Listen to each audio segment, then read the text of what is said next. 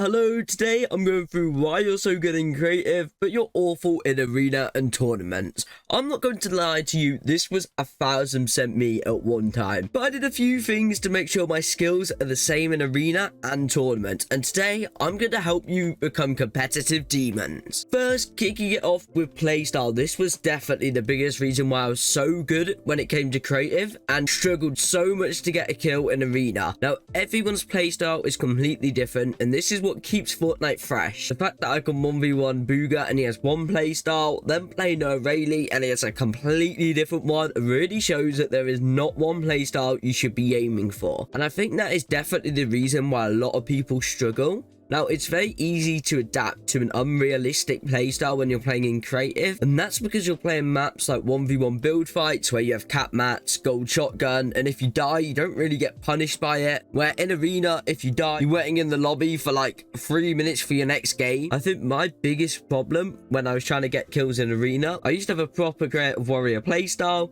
where I would crank onto max height and just punish people on mistakes as they came up. This worked really well in creative because people got lazy and there was less chopping out, but as soon as I took this into game, oh no, it didn't work. I'd get bullied off spawn, would struggle against the weird box fight tournament playstyles, and just found the game hard. But I think the only times I could really excel was when people wouldn't chop me down and I could do my actual creative playstyle. But I know what you're thinking, why on earth did you get bullied in game? And the real reason is because I did not really master the basic fundamentals to a high enough level to where I could win fights constantly in game.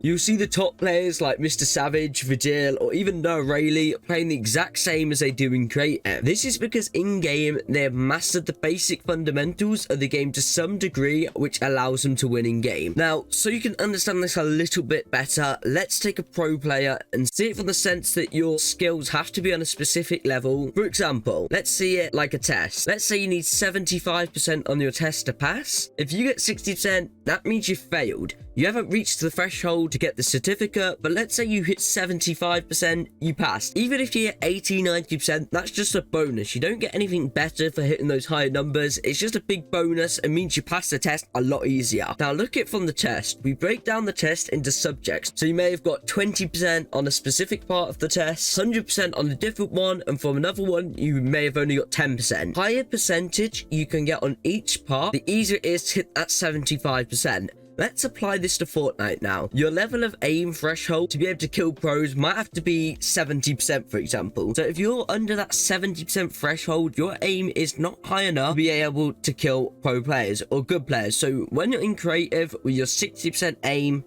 it's fine because you're probably playing either people that have aim under that 60% threshold, or your playstyle and your other percentages make up for it. But in-game, this is completely different. You don't have your 80, 90% build and edits to make up for it in every situation, which is why it's important to make sure you have all the fundamentals mastered to the required threshold. But as soon as you come against someone who is closer to that threshold, or even past it, you're going to really struggle against them. Let's take No Rayleigh, the pro player on EU, for example. Let's say his aim is 70%, his builds is 80%, and his edits are 90%. His fighting knowledge and game sense are both 80%.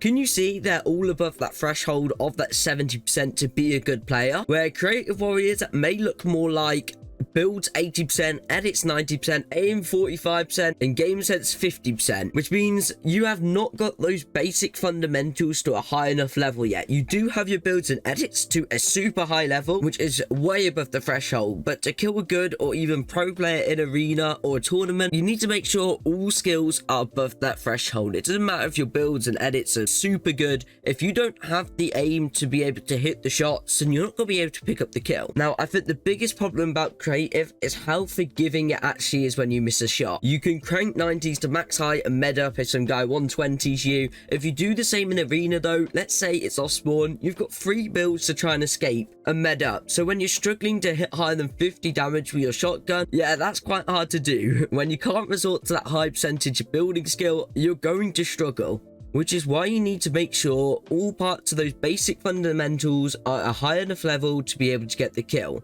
It's all good being able to be the quickest editor in the world, but if you don't have a good enough aim to hit the shot, you're going to fail to kill them. Or if you have everything but don't have the required game sense, then you're just going to make silly plays and get punished. So everything has to be to a specific level to be able to kill the top tier players. Now, having those required skills will only make you a good player and make it so you can kill other players a lot easier. But to go from a good player to a pro, you need to have those basic fundamentals to a high enough level and also have some standout skills as well. So I'm sure you could pick any player and you can try and find something that stands out about them. Pick your favorite pro player right now. Take a second and just think, what is he so good at? Has he got insane game sense? Has he got insane mechanics? Just try and think of something, and I bet you can think of something he excels in. But something all pros have is something called standout skills. So these are them having all the required fundamentals, but also having other skills on the side which are much higher than the threshold. Let's say you have build skills, fighting sense, everything up to the required 70%, but also have your pre-fires mastered and your peaks mastered. So both of them are 90 to 100%. You're going to not just have the required skills to take out good players, but you also got those mastered skills you can fall onto to outplay them. And this is how people are able to take out pro players. Let's say Veno gets me to 1 HP and I've mastered my pre-fires. Let's say he's getting super aggressive. He's trying to hop in my box. If I'm able to hit him with a 150 shot back while he's trying to take my wall, and that means I've used my 100% pre-fires or my 90%, my master pre-fires to be able to outplay Veno, to give myself that time so I can med up. Now, what we're going to do now is take a look at a clip from Mr. Savage. I know this is a semi-old clip with the shotgun he's using, but I think this is a great example, especially as two of his skills are very similar to what a lot of Creative Warriors' advantages are. So Savage has aim which is high enough to pass the threshold, but he doesn't have anything crazy. His aim isn't something you really look at and think, Mr. Savage has some of the most crazy aim I've ever seen. But watch this clip from Savage and try and work out which 3 skills here are on a much higher level than the required threshold.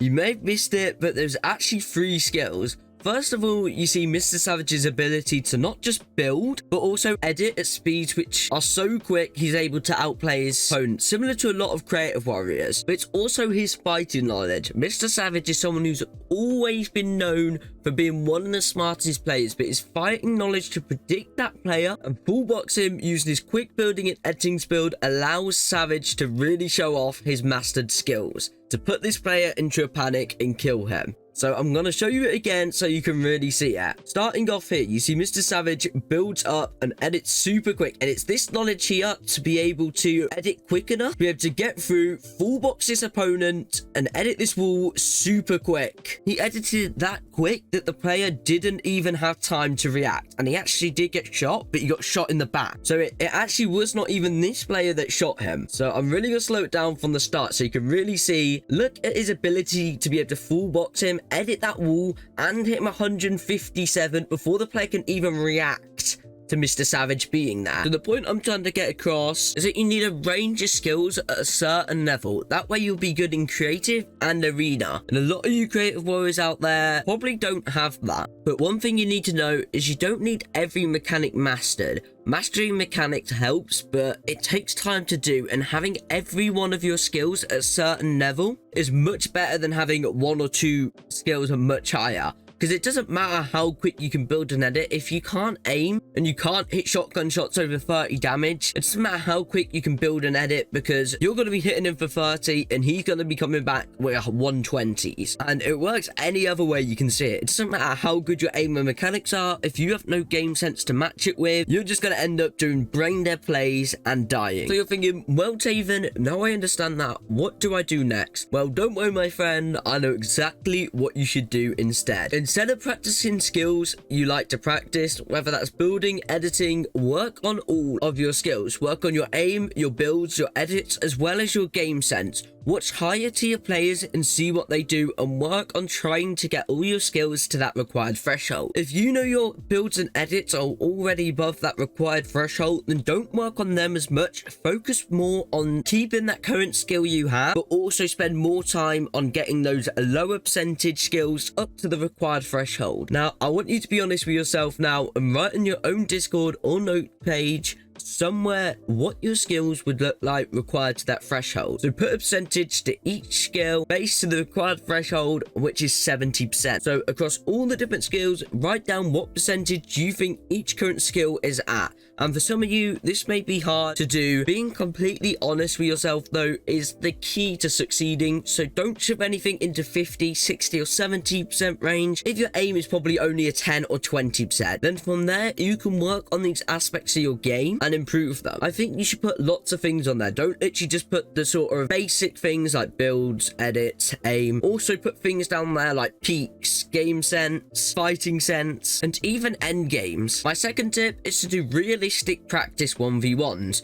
Build fights could be good to work on your builds and edits, but make sure you're playing things like realistic 1v1s as well. That will work on your game sense and try and get everything up to that required threshold. If you struggle in arena, then that is the reason why. So it's important for you to really reflect and think at your skills required to that threshold and regularly update them so it gives you something to work on. Anyways, that's it for this video. If you did enjoy, please take a second to open up Fortnite and put the code TAVEN in your Fortnite item shop. It's free for you and it allows me to fund new stuff to make my content better. It literally takes 2 seconds to do and it helps me more than you can imagine. Also, if you enjoyed this video, then you may even like the video that is on screen now.